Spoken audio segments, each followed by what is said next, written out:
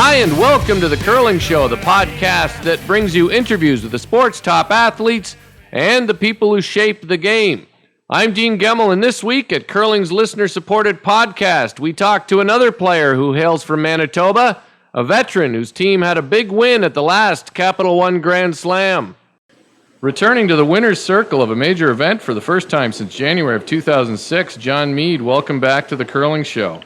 Thanks, Dean. Pleasure to be here. It seems bizarre that a win by a team skipped by Wayne Middaugh with Jon Mead at third is a surprising victor in any event, Capital One Grand Slam or otherwise, but there it is.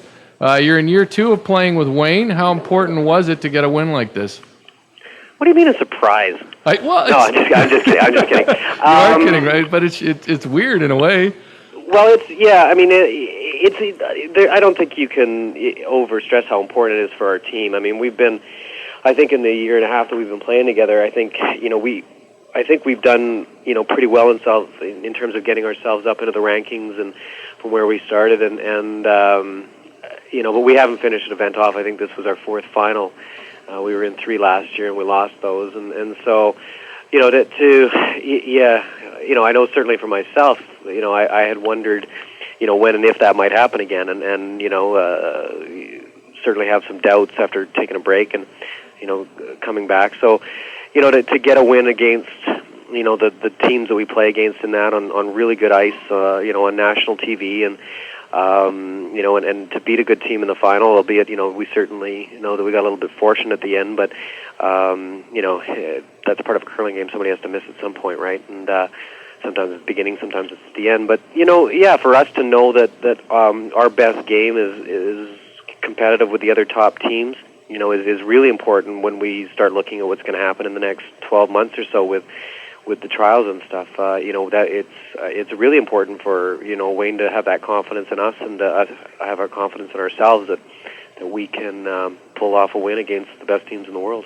It sort of looked like you guys picked up some momentum as the week and then weekend wore on. You might have caught Glenn on a bad day in the last draw when he was out of the mix, but it did look like your team started to play better as the weekend approached. Now, you guys don't get to play together as much maybe as some others, and you probably play a little lighter schedule than some of those top teams. Is there a bit of a thought with your team that you have to sort of stay in the hunt and hope you can and get some traction and momentum start to build as the event wears on? Well, I certainly think that if we look at the teams out there that are successful, and have been successful for a while, they've been together for a while. I think it's hard for, there's a lot to learn with new teams about each other and dynamics and how everybody throws. So, for us, we're still learning about each other. Wayne and I, it took me a while to get comfortable with him and Scotty, and I'm there now. I feel very comfortable, but it wasn't day one, and I'm sure Wayne would tell you similar things. And then we added John Epping this year, and that's, there's changes there. So we're constantly learning about each other and learning how to play together. And yeah, like you said, we don't play quite as much as other teams. The geography isn't as much about it because not that many teams play together locally in major leagues or super leagues or whatever around town. I mean, they're usually playing in the same events, but we're playing a lot less than a Furby is this year, and a little bit less than some of the other teams. So yeah, but I think the biggest difference, we talked about it is, we definitely got some breaks this week that I don't remember having, consistently, the way that we did. And I think that you talk to any teams, when they look back at an event and they've won, boy, they got some breaks along the way. And, we had a 1-4 outing out in Waterloo where, I've played a lot worse and done a lot better in an event. And not that we were great by any stretch, don't get me wrong, but, every little thing that could go wrong did, and they were magnified. Whereas this time, we seem to, everybody makes mistakes in the course of an event.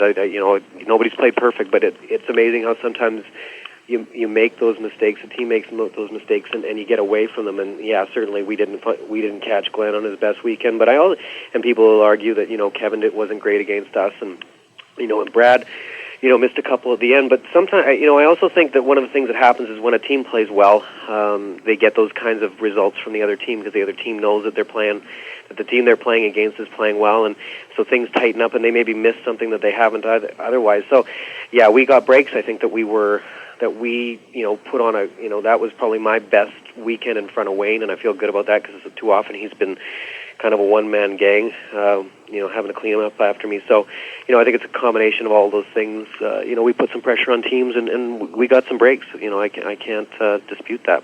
Ben Hogan always said the more he practiced, the luckier he got. So, it's part of it, I think. Hey, interesting, though, you mentioned this. The final wasn't maybe the greatest display of shot making ever, but to me what was more important is that it was compelling sports television. That said, when you talked about getting a break on Brad's last one, what do you think the chances were of him missing that? Well, and I don't want this to sound bad at Brad, because it's not a shot at Brad. I think Brad's, emerging as one of the better big game players, and the last thing you want to do is a shot at Brad, right? Yeah, but I honestly felt, we should have I felt like we had a lot of momentum coming out of the seventh end. We had a shot for three that, everybody on our team was thinking the same thing. This thing could take off, and you give up you jam it and you give up a steal, and we're the worst team in the history of the world. So we were a little careful and got our deuce. And then in those games, it's not easy to win, and the ice is so fast, and it is sensitive to release, which is good because you got to throw it well. And I just felt that Brad played away from it a little bit. He could have peeled out the end and been left knowing that he was going to have to hit the 4-foot against a couple or have a really short double. And I just got the sense that they played to and not just Brad himself, but they sort of played the end to make his last one, make something good before and then make his last one easier. And Wayne's shot looks so much easier on TV than it is out there. You got one on top of the 8-foot, you got to hit half of the button with a little bit of backing, but it's so straight. That rock's a quarter tucked, and it's within 6 inches of the hole. That is what makes TV good. But boy, I wasn't surprised to see it missed the way it was, because it was just so fast, and he'd been hitting for a while, and he threw his first one in the back 8, and he will make a ton over the course of his career, and it wasn't about Brad. It was just the way that end unfolded, that regardless of who it was throwing that rock, I liked our chances, and sometimes you just get a feeling, and sometimes you're just hoping, right? That might have been it too, but we got away with one in that situation, and I'd be very, very surprised if the next time we're in that situation with Brad, if we got so fortunate. Interesting points on how he played the last end there. Hey, the win moves you up to number 5 in the 2008-2009 CTRS standings, but probably more importantly, you're number 5 in the 2-year total, which puts you in striking distance of Kevin Cooey and Randy Furby for the spots that go straight into the Roar of the Rings. That said, has this team ever really seriously thought about those direct spots, or has it always been, look, if we can get into Prince George, we like our chances to get one of the 4 spots from 12 teams? I think if you started talking to us at the beginning of last year, we would have said no. Our goal, because of, we sort of limit ourselves with our regular team by me not playing playdowns, that, we put ourselves at a bit of a disadvantage. It's not that those guys can't or won't win the province of Ontario, but not that many teams switch up, players throughout the year for different events and do well. Right. That's you're continuing to change things. So I think we always started as a, let's try and make sure that we get into the top 16 and get some momentum going for that, and try and get through that, and that would be our way to the trials. But we've talked about it, known that we're close, and we've talked about different ways about giving ourselves a good opportunity to take advantage of that, and we know that for sure to do that, we're going to have to win a couple things throughout the course of this year to give ourselves a real chance, and we took a big step forward with winning this weekend, or this past weekend, but that having said that, we still, we're still chasing that a little bit, but we're not that far away. Yeah, you're a lot closer than you were, that's for sure. Hey, Scott Bailey had to miss the last game with a neck injury. Neck injury in curling seems about as vague as when hockey coaches say a guy has an upper body injury. What happened, and what's the prognosis? Well, I tell you, I don't know exactly what happened. He's had from time to time, he'll get a bit of a sore neck and sore back, and the guy is just in awesome shape. So it's very strange, to see it happen. But I think he'd had some treatment last week, and it might have been one of those things where the treatment allowed him to curl without as much pain as if he hadn't. So he pushed it further than he probably, obviously that he should and could have. But he was the poor guy. The Saturday night after the semifinal, he didn't. I was rooming with him, and he didn't sleep, and he was just twisted in an agony at times. He could barely move. So, most people probably couldn't have got through that semifinal on Saturday. So he won't be playing with us this weekend out in Edmonton. He's getting some treatment and trying to get so that he's okay for holidays, and we're going over to Scotland after the New Year to play in the Perth Masters. So we want him healthy for that, and for the rest of the year. So he needs to heal and just get some treatment. And I don't know exactly what happened, but he was bent up, boy. So does Trevor Wall fill in for you this weekend? He does, okay. Yeah, and hopefully we play a little bit better for Trevor than we did in Kitchener-Waterloo, because he was by far our best player. And not that he shouldn't be, but he shouldn't be that much by our best player by that much. Hey, Maxime Almalee filled in for Scott in the final in a 90% game.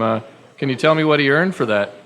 I won't tell you what he earned, but certainly, because that's between us and him, and because he won't let us give him anything, and we absolutely have to take care of him. So we'll work that out with him, but certainly he's cut in, and because we don't win that last game without him, and he did a great job, and that's a really, really tough situation to come into. You haven't been on the ice, and it's such a good surface and so fast, and you've got to sweep some shots to within a dime, and they did he did a terrific job and made all of his shots, and the sweeping was so important. So we were fortunate that he was out there and available, and somebody who's sort of been through that we could get into that situation. So we have a lot of gratitude for what he did. Yeah, sure. Hey, you played against more Ontario curlers this year probably than you ever have, and by that I mean that your team played in a few of the kind of events in that province that you probably wouldn't have made the trip for with Jeff Stoughton. That meant you saw sort of a wider cross-section of Ontario teams than you normally would, more than just Wayne and Glenn. What's your take on the abilities of the teams in Ontario that fall into that Tier 2 level? Well, it's sort of like Manitoba's Tier 2 level. They all know how to play the game really well, and they have the ability, they have the, they have all the tools to be able to compete with Glenn and Wayne and all these other guys. The problem is that they're not playing, and again, it's with Manitoba, there's this sort of elite circle that plays against each other all the time and learns how to grind it out over the course of a week and a full game, with everything on. And I think that's the big difference that you see in playing some of these teams is it's eventually, they have a brain cramp or, just something really bad that you just don't see from the top teams on a consistent basis, which is, which just comes from playing against the best of the best every weekend. And there are some glaring differences between how that Tier 2 level plays out in Ontario versus Manitoba. I mean, if you watch sort of the Manitoba Tour and those kind of events out here, if you come to a Portage, you see a lot of hitting, and if as soon as you're in trouble, there's a run back. And if you, we were playing the OCT Championship, and if there wasn't, if you could possibly find a rock to freeze to or tap into the button, versus hitting something, that's what an Ontario team will do. And there was times that I was just shaking my head with Wayne and going, how do you not hit this? But having said that, they play the game real well, and they, some of them beat us, so I tip my hat to them. But those are the big differences that I see between the two provinces, but the one consistency thing is, playing the top teams week in, week out makes a big difference. That difference, is that vestiges of Ed Wernick or ice conditions, or what do you think? Well, I think certainly it's a style thing. I don't know how much of it has to do with the ice. It may have something to do with it, but it has to be, the history of it. I mean, it's the reason why, all the guys out there, look like they slide like Glenn Wayne and Kawaja, and you guys out in Manitoba slide on their toe, right? And right. The guys out here have been pretty successful at throwing it hard and hitting stuff, and people grew up out there watching Eddie, follow somebody who just threw a bomb down the ice and he'd, freeze onto something that wasn't there and leave an angle that it doesn't matter how hard you hit it, it's not going anywhere. So, yeah, I think it's the tradition of curling in Ontario. There's with the way Russ played the game and the way Wayne evolved the game with his team and where Eddie came from. Guys just look at it and say, hey, what's so tough about just lobbing one in there and putting it in front of the other guy? Like, that's it's not that big a deal. And from the way I grew up, when in doubt, move it out, get rid of it. Right. It's been an adjustment. Hey, one of these teams in Ontario that are a little bit a real good bunch of guys and had a good year this year, Darryl Preble, but you took a 7 on them this year. How did that happen? Well, and that might give you a bit of an indication. I mean, it was one of those things where I think we were 2 down at the time or something, and pretty early on.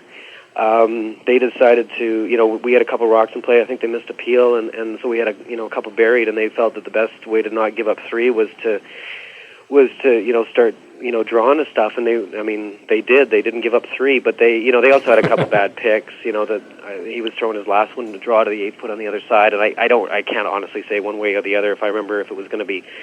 If it looked good, but it probably cut us down to no more than 3 or maybe 4, and it picked, and so we had a wide open one for 7 for the 7. But that is an indication of how those guys play. I mean, they're not afraid to turn on the offense at any time, and it can catch up with you. But the one thing that the top teams do is give themselves as many chances to score as they can, and I think that'll bode a team like that real well in the future, that they're not afraid to, and it's not like they don't know what they're doing. They do know what they're doing. They a couple bad breaks, and but they know how to play the game, and they're not afraid to try any facet of their game, whether it's hitting or drawing, to find that advantage. So it's going to catch up to you. I mean, you're going to give up big ends on good ice against good teams, and they just happen to do it at a time that was kind of ugly. Well, they're good guys, and actually might have helped turn their season around a little bit. I think they went on a bit of a roll after that, but after they got out of that spiel, that. Yeah.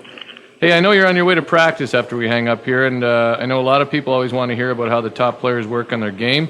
Since your team is slightly more far-flung than your previous rinks, only slightly, I guess, since Steve was in Brandon and Gary Vandenberg wasn't always in Winnipeg, I'm guessing you practice solo a lot. Do you, and what do you try to work on when you do that?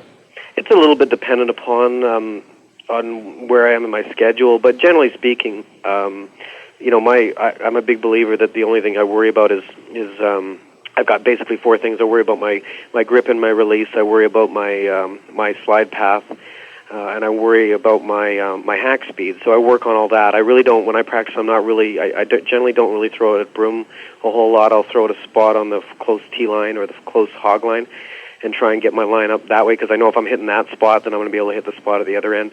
So I just work on getting things as straight as I possibly can and controlling my weights, because from week to week you go to different ice conditions, and you can end up being a little bit.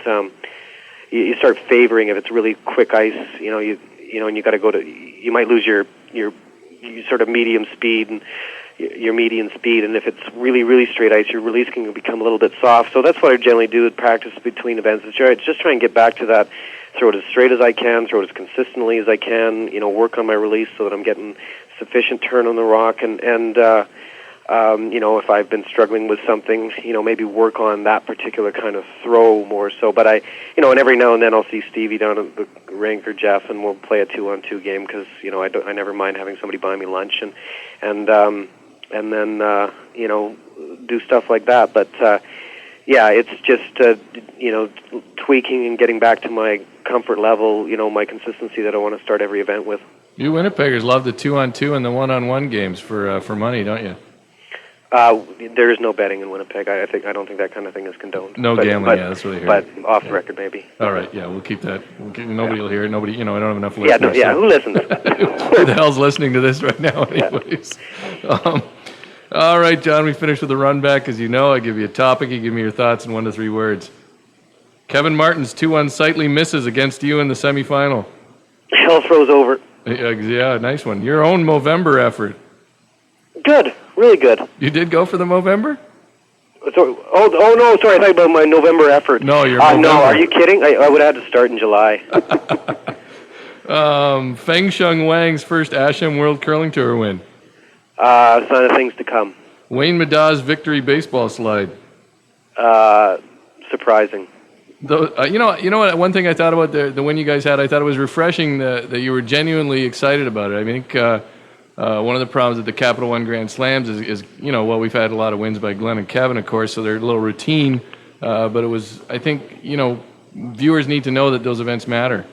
Well, and I'll tell you what, something really quickly, because it's been a couple of years since I've won one, and I have been fortunate to win win them. But I could not believe the number of people that emailed and called, to congratulate it. It was really reminiscent of a Brier, and I'm not sure if that's partly because, people were so shocked that, somebody of my advanced years was able to win one. But, I know that happened to Wayne and the other guys too. So, they're hugely important to the players. You can see it written on their face when you're out there, and they become very important to the people watching. They look forward to them, so that's fun. That's really neat. Hey, the $1 million shot to the button at the next Capital One Grand Slam in Winnipeg? I'd wear Depends if I was them. Those new Asham pants you seem to be wearing look like a little different kind of pant. They're great. Try them. Are they available though? Are those ones available? They look like they have a little different pocket on the side or something. Anyway, they got a little welded pocket technology on the side. Oh, okay. It's a nice lightweight soft shell. I don't know who built them for them, but boy, they're nice. Okay. The off-ice activity at a curling event in Quebec City. Has its moments. I was really in a lot, but Quebec's a good one. Well, you're old, John. You have to go in, right? I mean, you have to conserve. So. Yeah. A lot of Ben Gay and ice. Yeah, old at 40. What are you? 40? Are you 40 now? I think I'm 41. I think I'm 42. 41. It's 42. I think this spring. All right. And finally, a winner-take-all Capital One Grand Slam. Don't invite Glenn or Kevin, then I'm in. Imagine that last shot that Brad had if it was winner-take-all. Now that would have been exciting. Yeah. $100,000 right there. Yeah, I wouldn't want to. Yeah, I'd be much happier holding the broom than throwing it. Well, I tell you, I mean, I wouldn't want to throw it. I wouldn't want to even be on the ice, to be honest. But I'd love to watch it. Mm-hmm. Yeah, it would be neat. Paul Wiesik's out here has been calling, looking for something like that forever. All right. Well, I'll join with Paul then. So. Mm-hmm. All right, John, I give everybody a chance, to name their sponsors. So I know you've got the M&M meat shops behind you guys. Anybody else you want to mention? Yeah, we got BDO Dunwoody that help us out a lot. We do we have kids helpline on our jerseys. We'd like to help them out as much as we can. I know that Mondetta here helps us out, and they're obviously just a terrific supporter of curling and of my curling in particular. So we got some other stuff going on, but those are the primaries. And Asham Curling Supplies is helping us out with gear this year. So. They make everything possible, and otherwise we just couldn't afford to do what we do. All right, John. Thanks again for your time. Always good to have you on, and have a good practice and good luck next weekend or this weekend. Appreciate it very much. Take care. That's Jon Mead on The Curling Show. Thanks to everyone who's donated to this effort at thecurlingshow.com, joined our Facebook group, or just continues to listen and tell others about this podcast. It's all appreciated.